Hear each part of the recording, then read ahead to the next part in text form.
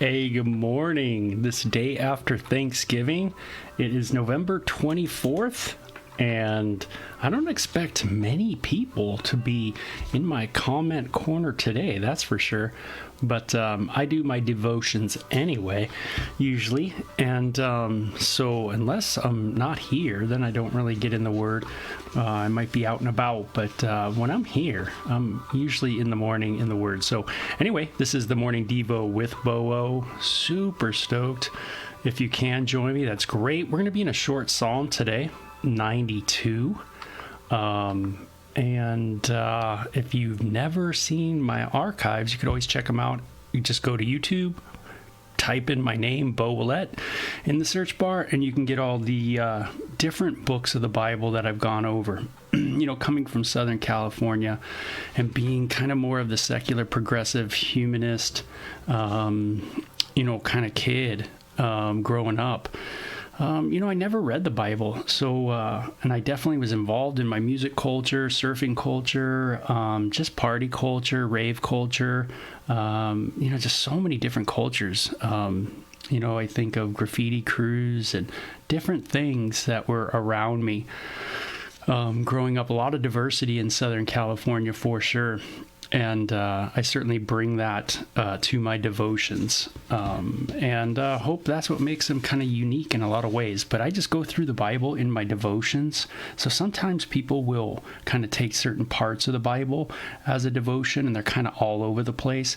I tend to just go through it. And it helps answer so many questions when you know the narrative and you understand how God is dealing with people, why we're in the situation we're in, why when we go outside, for instance, we don't see God, why God doesn't write in the stars or do different things. It's all answered as we go through the actual texts. So it's pretty cool. Anyway, these are songs, and I like songs because I went to university for music. So I'm totally into the Psalms, which are the songs. And this is Psalm 92. It's a song to be sung on the Sabbath day. So the Shabbat, or the Sabbath day, is what day? Well, it's the day of rest. It's the seventh day. And so that would be equivalent to our what? Saturday. That's right. That's what it would be. You might think Sunday, but we tend to think Sunday is the last day of the week, but really Sunday is the beginning of the week. Sunday, Monday, Tuesday. So, I guess Sundays make sense. The sun is up maybe. I don't know, something like that. But anyway, Sunday's the first day.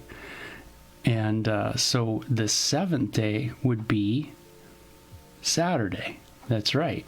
So that's considered in Jewish vernacular the Shabbat. And it says it is good to give thanks to the Lord, to sing praises to the Most High. So hey, on the day of rest, you could sing for sure. A lot of singing going on. Nothing like songs, nothing like melody, nothing like harmony, right? What part harmony? 2, 3, 4? God, that's kind of neat. You get into a choir, you get that killer 4-part harmony going. There's nothing like songs. There's nothing like a good set of lyrics that speak to your heart and that are written in that melody that just kind of tugs at your heart. And it's interesting. Our bodies pick up, our minds pick up melodies, pitches, when they are at different intervals, different spaces between each pitch.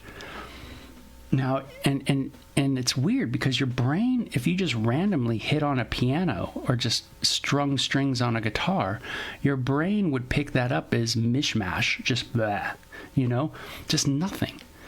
But when you organize those pitches correctly, then your brain starts understanding it.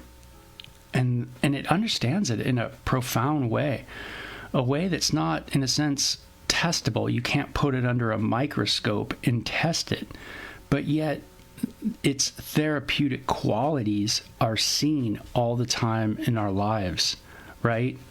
I mean, you even can go to university for music therapy. One of my professors was pretty important person in that field, and still is. And so music has an impact on all of us. I don't think anybody on the planet would doubt that. And so the Bible just indicates that God is a personal God, which is interesting, and that music is something that was even around when he was creating the planet. And so God is not just this judge that many people understand God to be like, a judge, but he's also an artist. Wow. He's also, that kind of creator, where just like you sit down and you play a melody or you sing a melody, you're taking what is in you, what is in me. When I'm sitting at the guitar or the piano, I'm taking what is in me and I'm expressing what is in me through pitches. Isn't that cool? Through pitches. And those pitches are organized a particular way that not only impact me, but I get to share what I'm enjoying to you. So it becomes a way that I can speak to you and communicate to you, but in a way that doesn't have words. It has pitches, but the pitches themselves say something to your brain and to your heart. And that's why you have music that can be aggressive and kind of sounding dark, and it tells a tale, or some that sounds very happy, and that tells a tale as well, or some that just kind of chill you out, right, and relax you. So there's all kinds. So anyway, very interesting, right? And okay, so let's go on. Hey, Paula, it's good to have you in the comment corner. So it says it's good to sing on the Sabbath. It is good to proclaim God's unfailing love in the morning. That's what we do here, right? We kind of proclaim his unfailing love as we open up the word. His faithfulness in the evening. Always unfaithful, always faithful love, and always his faithfulness. Those two themes, man, they're rock solid in the Psalms. God's unfailing love towards you and his faithfulness towards you. Man, God, unfailing love. Who has unfailing love towards you? God does. Who's faithful towards you? God is. Right? It says, accompanied by the 10-stringed harp and the melody of the lyre. So you see songs, music, instruments. Why go to a church that doesn't have instruments? Well, they had them back here. You thrill me, Lord, with all you have done for me. I sing for joy because of what you have done. O Lord, what great works you do, and how deep are your thoughts. What a cool thing. You thrill me, Lord. God, you blow my mind. What a cool thing to think. It's funny. A lot of people go to university and they're kind of blown, their mind's blown by maybe something the professor says, talking about starlight time or something. And they're like, wow, that's so intense. Really? Well, that's just a little person telling you, who's on a little galaxy, on a little planet, and you're blown away by that? Yeah, that knowledge might be interesting, but there's so much more knowledge. You think that was heavy. There's so much more that's heavy.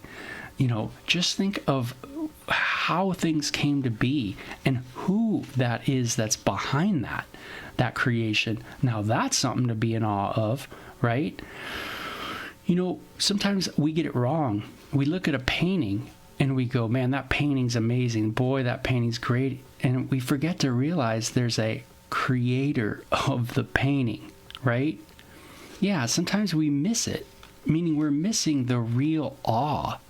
The awe is not so much the painting, even though but the painting's coming from a mind. It's coming from a person. And that is who to be amazed by, is the one who's behind, right, the artwork. Yeah.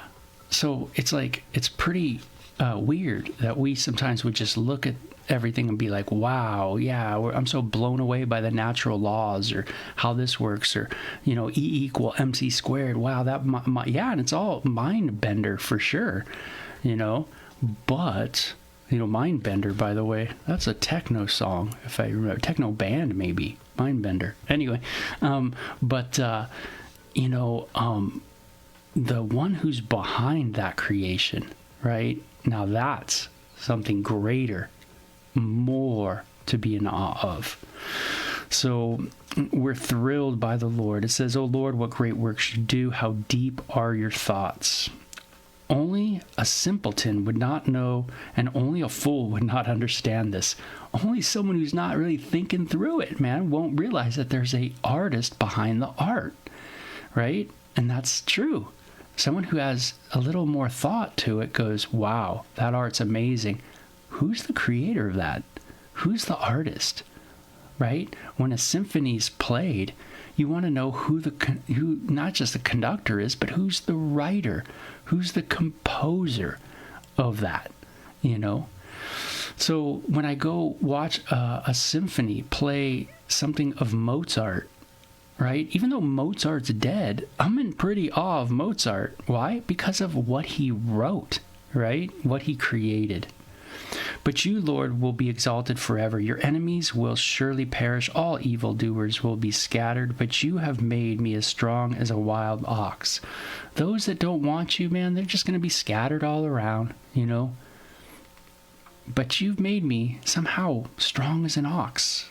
Isn't that cool? Stubborn as an ox. Maybe that's the good term, right? I'm focused on you. I'm going to stay focused on God no matter what people say. I'm going to be kind of stubborn about that. For you have anointed me with the finest oil. My eyes have seen the downfall of my enemies. My ears have heard the defeat of my wicked opponents. But the godly will flourish like the palm trees and grow strong like the cedars of Lebanon.